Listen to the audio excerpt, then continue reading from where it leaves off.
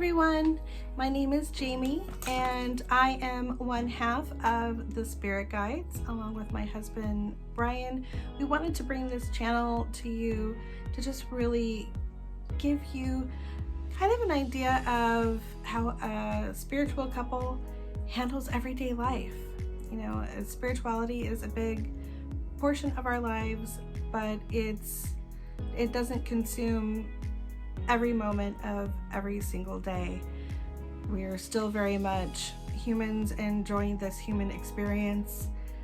We're foodies, we're travel enthusiasts, we love adventure, and we wanted to show how we kind of incorporate both sides of our life and bring them into, you know, one nicely balanced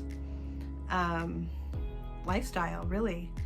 So for me, I'm an empath. As a young child, I realized that I was very sensitive to various energies. I am clairvoyant, I am clairaudient, and clairsentient, which means I have the ability to see, hear, and feel spirit. So when you think of spirit, like other side, family members who have crossed over, things of that nature, I have been able to pick up on that since a very young child.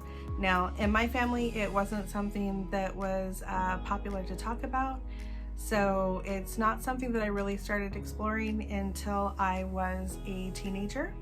And I met my first mentor when I was about 15 years old that really explained to me, you know, a lot of the things that I was going through.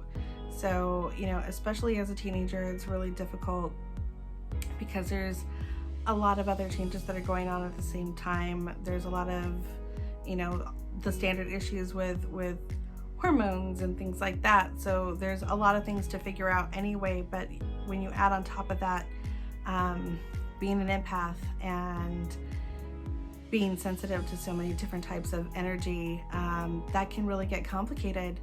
So, you know, for me, it was just great to have somebody else that could explain to me, like, simply what being an empath is. And if you're not familiar with what an empath is a person who has the ability, the gift even, to not only sense the energy of others, so individuals, and the energy that's left in areas, so of really any living thing or anything that's organic is going to hold that kind of energy, or anything that's come in contact with something organic is going to hold energy. So being able to pick up on that energy. And the hardest part is that we're often in a spot where we can get overwhelmed by that energy.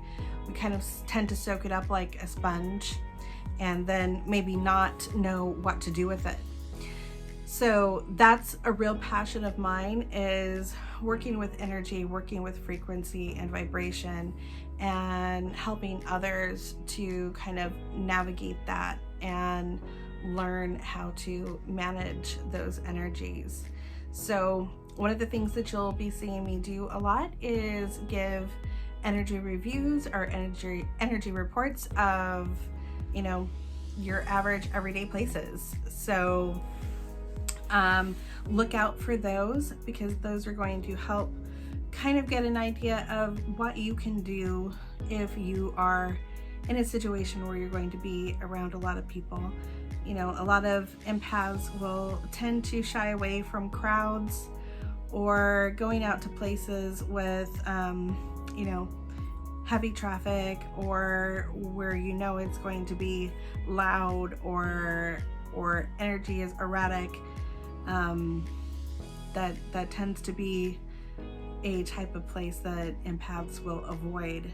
But, you know, with a little bit of help and a little bit of forethought, it's really easy to kind of re-engage and enjoy life. You shouldn't have to put everything on hold just because you have this particular gift.